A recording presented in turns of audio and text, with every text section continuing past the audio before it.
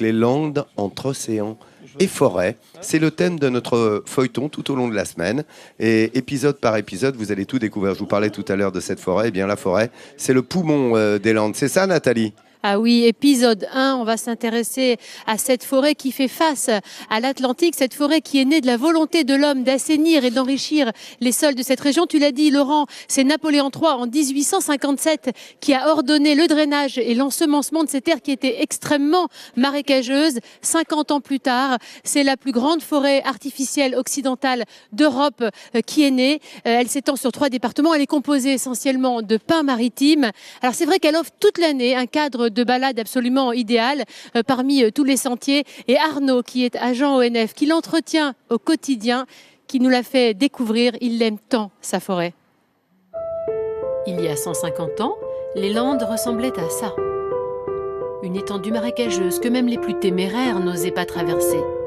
Aujourd'hui, les Landes est la plus grande forêt artificielle d'Europe. On y cultive surtout le pin et il habille tout le département des Landes. 1 million d'hectares et des gardiens. Arnaud est l'un d'eux. C'est lui qui gère la production de bois sur les parcelles autour de Seignos. Là, ici, on est typiquement dans la forêt landaise. Essence principale, le pin maritime. Et la forêt elle est là pour produire du bois, pour être belle, parce qu'il ne faut pas se cacher, hein, elle est belle. Mais elle a ce but de produire du bois. Et donc, dans une quinzaine d'années, ici, les pins seront tous coupés et on repartira sur une nouvelle génération qui mettra 50 ans pour nous redonner ce beau peuplement qu'on a autour de nous. Mais ce qui fait la beauté des Landes, c'est la diversité de ces paysages. En quelques mètres, nous voici passés de la forêt de pins aux buissons. On se croirait dans une garrigue.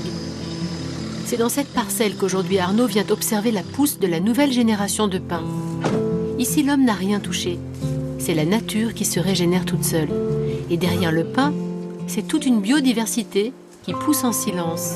Vous voyez, de la fougère, on a du ciste à feuilles de sauge, on a du chênelier juste à côté. Donc voilà, on a une cortège floristique qui est très diversifiée. Et chacun trouve sa place. Hein. Mais dans cette forêt des Landes, on tombe aussi sur de drôles d'habitations. Nous voici devant une palombière, une cabane typique du sud-ouest, faite pour la chasse à la palombe. Ici, nous sommes chez Régis. Il est chasseur et il vit la moitié de l'année dans sa palombière. Une sorte de poste avancé de 5 mètres carrés planté pour observer le passage des oiseaux. Moi, je me prends pour un oiseau. Je me prends pour l'oiseau qui voudrait se poser dans ma palombière. Alors, je fais tout pour organiser le mouvement et l'attirance des oiseaux. Alors, on est toujours en train de la nuit, on réfléchit autant que le jour. On est palombière jour et nuit, quoi. Comme tous les chasseurs, Régis joue un rôle dans la gestion de la forêt. C'est lui qui a la charge d'entretenir cette parcelle de la forêt en taillant les pins ou les chênes lièges. Là, voilà, les grandes tailles qu'on a fait qui nous gênaient pour la visibilité de la mer et des retours. Le rôle au niveau de ce secteur, oui, c'est d'entretenir. De toute manière, s'ils n'entretiennent pas, ils ne pourront pas chasser. Tout ce qui est feuillu, chêne liège, chêne pédonculé, ça continue à grandir. Hein. Donc s'ils ne rabattent pas le houppier, ils vont avoir un manque de visibilité pour voir le gibier. Et pour comprendre les règles de la forêt, il a fallu qu'Arnaud l'apprivoise. Une vocation qu'il a en lui depuis qu'il est enfant. J'ai su connaître et peut-être être touché par ce côté majestueux.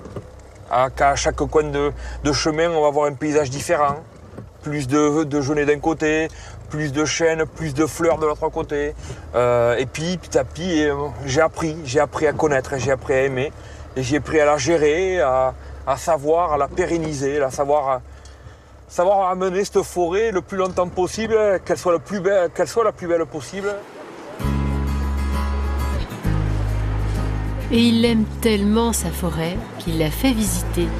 Chaque semaine, il emmène des marcheurs à la découverte de l'autre visage de la forêt, celle d'une nature capable de sculpter des chefs-d'œuvre, comme cet arbousier de 108 ans, un arbre unique.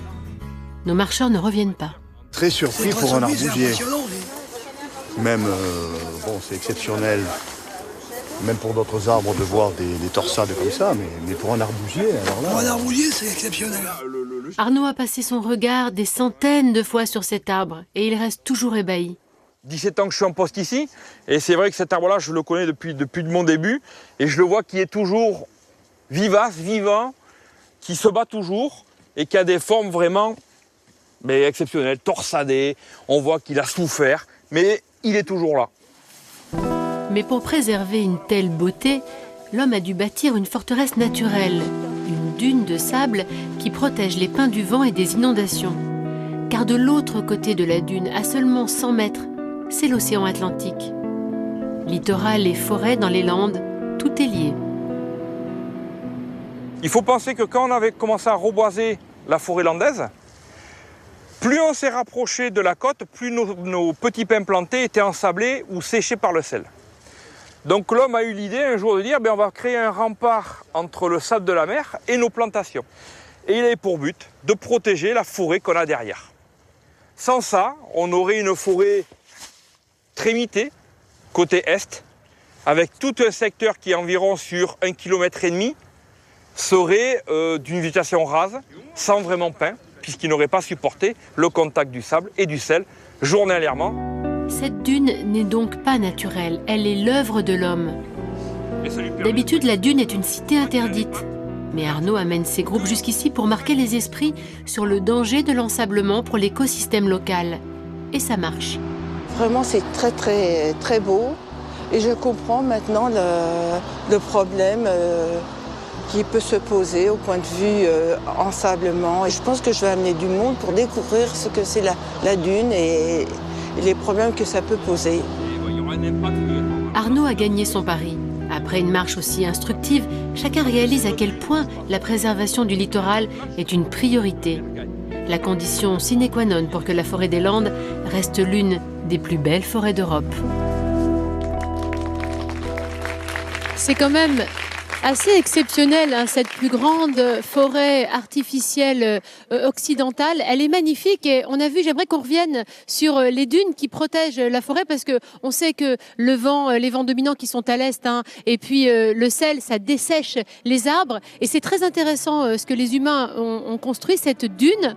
En revanche, tout le long des plages, quand vous allez vous balader, vous allez voir qu'il y a des petites pancartes comme celle qu'on voit maintenant et qui est là pour aider à préserver les dunes. Parce que les dunes préservent les arbres, mais il faut quand même les préserver, les dunes. Et ces dunes, elles ont des petites plantations sur le dessus qui sont là pour justement préserver la dune du vent dominant qui va faire bouger ces dunes. Donc vraiment, je vous invite à regarder toutes ces petites pancartes quand vous venez dans la région, du côté de Seignos, vous allez à la plage et vous n'empruntez que les sentiers qui sont autorisés pour les piétons et vous essayez d'éviter d'aller tous pique-niquer sur les dunes pour que les forêts, cette belle forêt, continue d'exister.